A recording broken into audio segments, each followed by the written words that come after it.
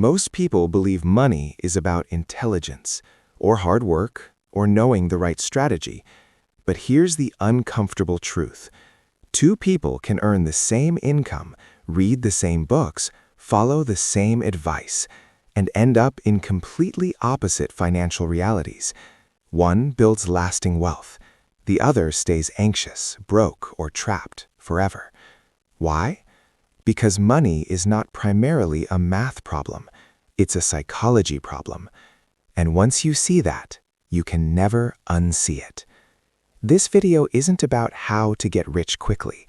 It's about understanding the invisible forces that decide who becomes wealthy, who stays wealthy, and who self-destructs even after success.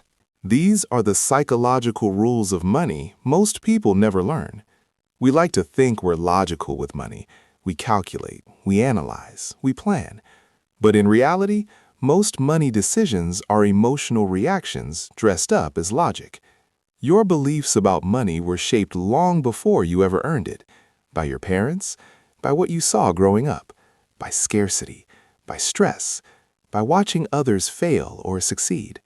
So when two people look at the same opportunity, they don't see the same thing. One sees risk, another sees freedom. One sees safety, another sees boredom. Neither is wrong. They're just responding to different psychological histories. This is why financial advice often fails. Because advice ignores context, and money is deeply personal. Intelligence does not protect you from bad money decisions. In fact, it often makes things worse. Smart people are better at justifying bad behavior. They overtrade, they overleverage, they chase returns. They believe they can outthink uncertainty. And eventually, probability humbles everyone. History is filled with brilliant minds who lost everything. Not because they didn't know enough, but because they underestimated luck, risk, and human emotion. Money rewards humility far more than brilliance. Here's a thought experiment. Imagine two investors. One becomes wildly successful. The other fails completely. We study the winner. We copy their habits. We assume their success was inevitable. But we ignore something crucial. Luck and risk are always present, just invisible. The problem is not acknowledging luck. The problem is confusing luck for skill and risk for stupidity. When success happens, we create clean stories. When failure happens, we assign blame. Reality is messier. Understanding this changes how you judge yourself and others. It also changes how aggressively you play the game. Most people want to maximize returns. The psychologically wealthy want to maximize survival. Because if you're still in the game, compounding does the rest. You don't need to be extraordinary. You need to avoid catastrophic mistakes. One bad decision can erase years of progress. One emotional reaction can undo a lifetime of discipline. The real skill with money is not brilliance, it's endurance. Staying calm when others panic, staying patient when others rush, staying disciplined when others get greedy. This is not exciting, but it's powerful. Here's a dangerous question most people never ask. How much is enough? Without an answer, comparison never ends. There will always be someone richer, smarter, faster, more aggressive. Chasing more without a stopping point turns wealth into a treadmill. And treadmills don't lead anywhere. Knowing what enough looks like for you creates psychological freedom, something money alone can't buy. Next, notice how time changes everything. Why patience quietly beats brilliance. Why compounding rewards behavior, not effort. And why the biggest financial advantage is invisible to most people. We're just getting started. The most powerful force in money is not intelligence. It's not connections. It's not even hard work. It's time. And yet, time is the one factor most people psychologically underestimate. Compounding doesn't feel impressive in the beginning. The early results are boring, slow, almost disappointing. This is where most people quit. Because human psychology is wired for immediate feedback. We want proof, validation, momentum. But compounding works silently and rewards those who can tolerate long periods of nothing happening. This is not a financial skill, it's a psychological one. The ability to stay committed when results are invisible. Most great financial outcomes happen in the later stages. Not year 1, not year 5, often not even year 10. The majority of growth comes near the end. This is why many people underestimate what's possible and overestimate what should happen quickly. They quit just before the curve bends upward. Patience is not passive, it's a deliberate psychological stance. People say they want high returns, but they don't want the emotional cost: fear, uncertainty, temporary losses, looking wrong in front of others. Volatility is not a flaw in the system, it's the entry fee. If there were smooth, guaranteed paths to wealth, they would disappear instantly. The problem is not volatility.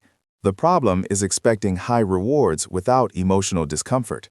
Understanding this reframes stress. Instead of asking, "Why is this happening to me?" you start asking, "Is this the price I agreed to pay?" The biggest gains often happen after the worst moments. But psychologically, those are the moments people exit. They sell when fear peaks. They quit when uncertainty feels unbearable. This isn't a knowledge problem. Everyone knows buy low, sell high. It's a behavior problem. Your future wealth depends less on timing the market and more on controlling your reactions. There's a powerful paradox here. Spending looks like success. Saving looks like deprivation. But true wealth is invisible. It's money not spent, options not taken, luxuries delayed. Psychologically, this is uncomfortable because social validation comes from what others can see: cars, houses, clothes, lifestyle. But financial freedom comes from what stays hidden. This creates a silent tension between ego and security. Those who understand it early win quietly. Money's greatest value is not consumption. It's control over your time, the ability to say no, to walk away, to choose. This kind of freedom doesn't require extreme wealth, but it does require discipline. Every unnecessary expense trades future freedom for present pleasure. Not always a bad trade, but one worth making consciously. Now, consider this: why some people feel rich no matter how much they earn, while others feel poor at every income level. Why expectations quietly sabotage happiness, and why behavior matters more than numbers ever will. Let's go deeper. We often assume that more money automatically means more happiness, but psychology tells a different story. Happiness with money is not about what you have, it's about what you expect. If your expectations rise faster than your income, you'll always feel behind, no matter how much you earn. This is why people who double their income often feel nothing. Their lifestyle expands, their social circle changes, their reference point shifts, and suddenly, what once felt luxurious now feels normal.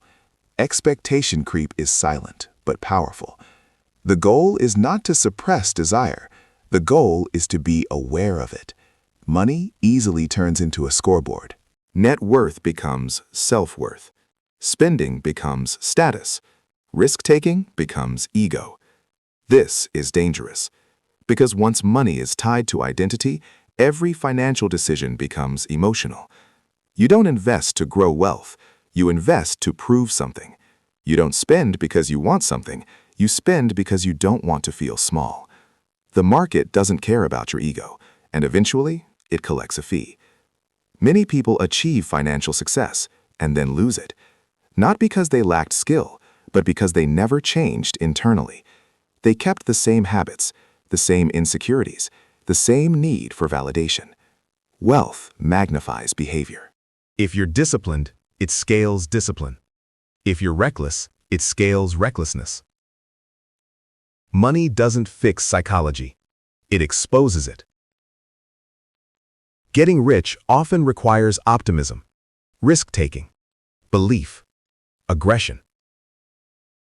Staying rich requires something else entirely: caution, humility, paranoia, in a healthy way. Knowing that what you have can be lost. This is why many fortunes are made by one generation and lost by the next. They inherit money, but not the mindset that created it. Here's a subtle but powerful idea. You don't need to make the best financial decisions. You need to make decisions you can stick with. A strategy that's theoretically perfect but emotionally unbearable will fail. A good enough plan you can follow for decades wins. Consistency beats optimization, every time. People underestimate how much advantage calm provides. Calm lets you wait. Calm lets you think clearly. Calm lets others make mistakes while you don't. In chaotic environments, markets, business, life, calm becomes a competitive edge. And calm is built through structure, not motivation. Simple rules, clear limits, defined goals. Finally, let's bring this together. What actually changes your financial future? What principles last across markets and generations? And how to walk away with a mindset that compounds, even if money doesn't. At its core, the psychology of money is not about money. It's about behavior. Because behavior doesn't change when markets change. It doesn't reset when income increases, and it doesn't disappear when success arrives. Let's slow this down. Real wealth is built by people who understand these truths. Being reasonable beats being brilliant. Survival matters more than winning. Time is more powerful than effort. Calm outperforms confidence, and freedom is the real currency. These ideas aren't flashy. They won't trend. They won't make headlines, but they quietly shape outcomes over decades. The biggest psychological mistake with money is playing someone else's game. Different goals, different risk tolerance, different timelines. You don't need the highest return. You need a return that lets you sleep at night. Wealth that costs your peace is too expensive. You can't control markets. You can't control luck. You can't control outcomes. But you can control your savings rate, your behavior under stress, your response to fear and greed, your definition of enough. And those controls matter more than any prediction. Money amplifies who you already are. If you value freedom, it gives you more of it. If you value status, it demands more from you. If you value calm, it rewards patience. So the most important financial work is internal. Build a mindset that can hold wealth before chasing wealth itself. Take a moment and reflect. Are your financial decisions driven by fear or intention?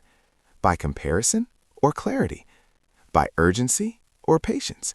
Because once your psychology is aligned, money stops being stressful and starts becoming a tool, a quiet one, a powerful one.